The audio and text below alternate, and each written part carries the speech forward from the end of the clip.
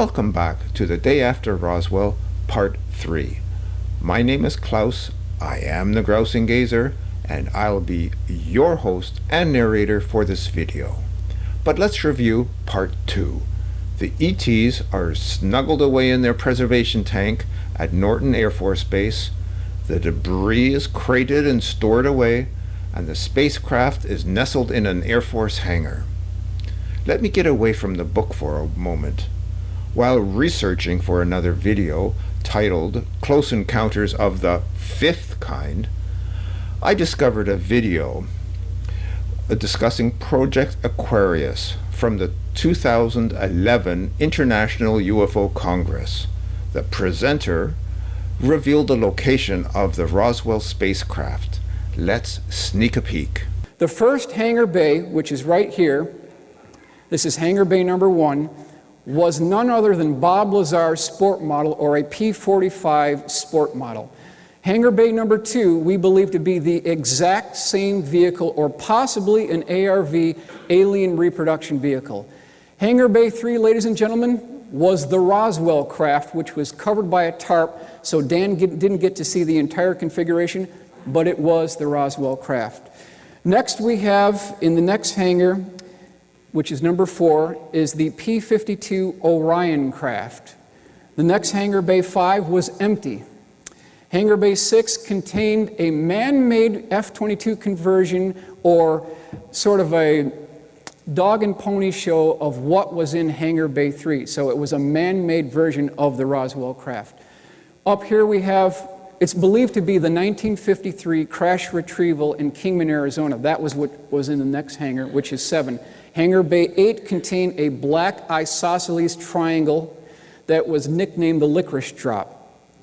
Hangar bay 9, ladies and gentlemen, was empty. Wow. The military's been busy building their own flying saucers from the downed extraterrestrial craft. Now let's complete the review of Part 2. Brownie, other military truck drivers, and Corso, our author, opened up a top-secret crate and saw something not of this world. Part 2 also introduced the first item of 5 that were found at the crash site. These items were introduced to research and development to help humanity. Now, onward to Part 3. Item number 2 are thin, round, matte gray, oyster cracker-shaped wafers. They look like plastic and have tiny road maps of wires, barely raised and etched into the surface. They resemble like squashed insects with their 100 legs spread out at right angles from their body. The circuitry unlike any other Corso had ever seen. Answer: integrated circuits. Corso gives Professor Herman Oberth a phone call to get any background information he may have regarding the development of the integrated circuits since the Roswell crash. Oberth had conversations with the Alamogordo scientists and was informed that General Twining had the Alamogordo group examine the spacecraft within hours of the crash. Corso wondered, did General Twining describe the little silicon chips? Oberth describes what happened the day after the crash when a team of AMC rocket scientists pored over the bits and pieces of the debris from the site. Some of the debris was packed for flights on B-29s. Other material, especially the crates that wound up at Fort Riley, were loaded on the Deuce and a Halfs for the drive. Von Braun told Oberth years later those scientists were in awe of the microscopic circuitry etched into the charred wafer chips that had spilled out of the craft. Von Braun told Twining these circuit chips could be the nervous system of the craft, carrying the signals and transmitting commands just like the nervous system in the human body.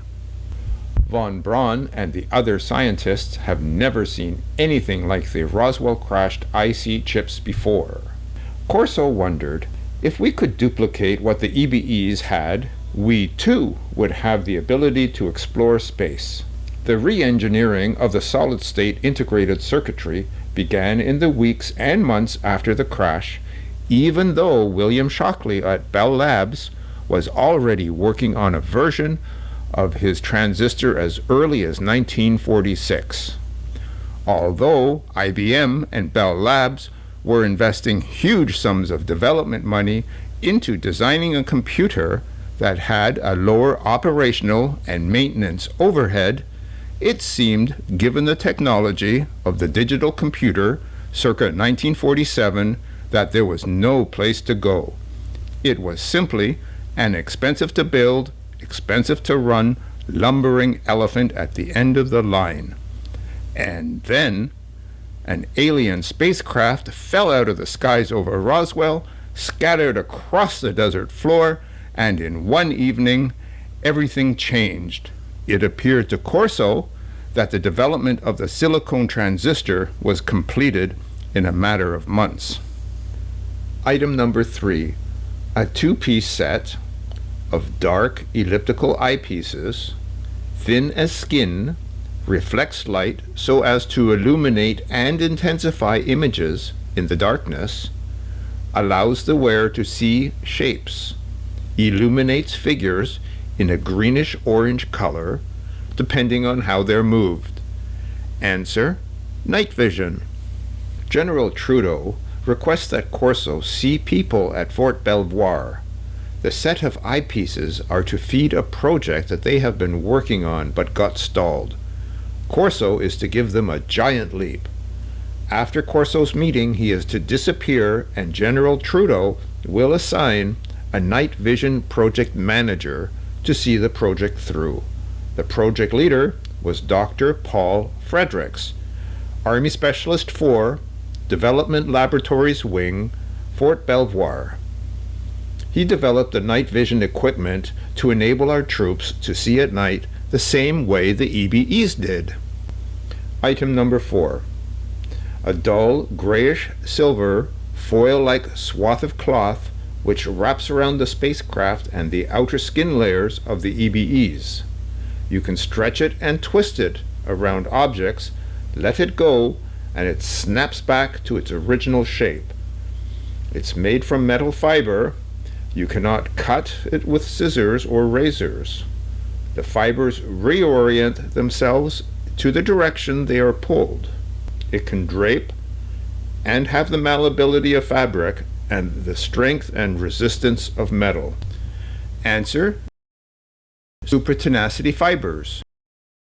So gets a lot of advice as to where to take his foil-like swatch of cloth.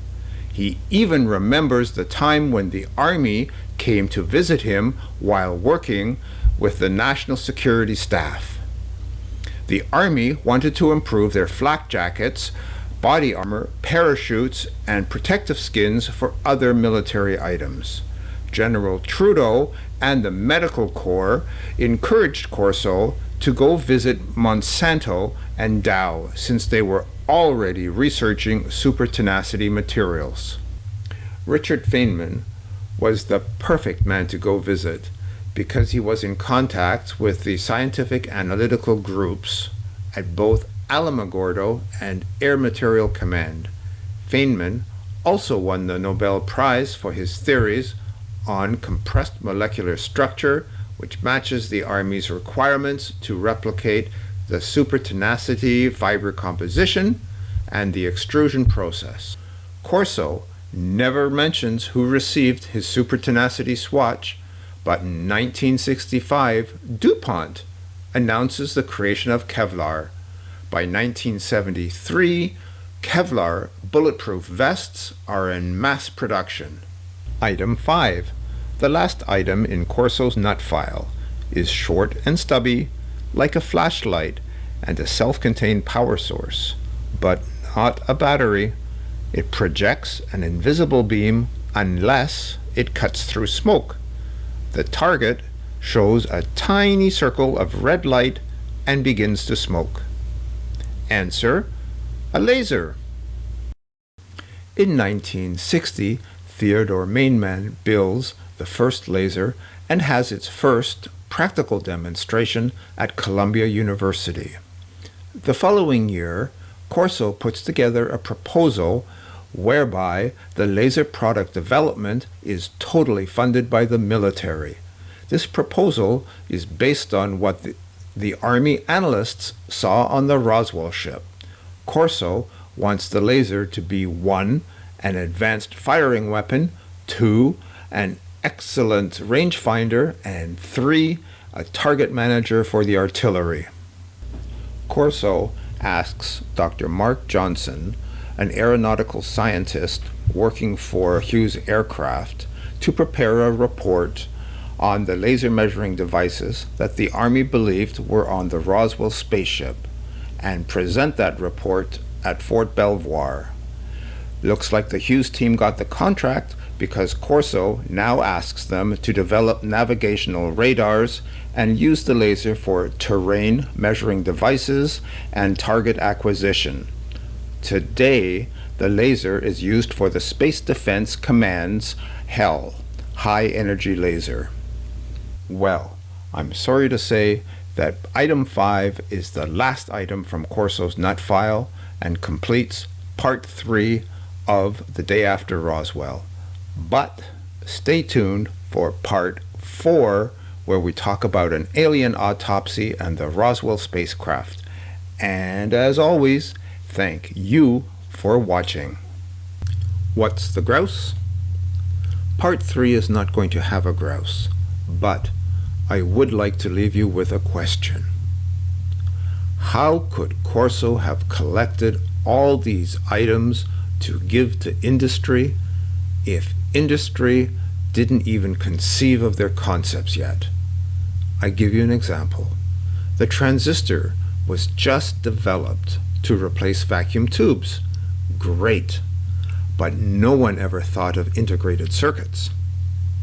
No one ever thought of night vision either. One item did have a crude prototype.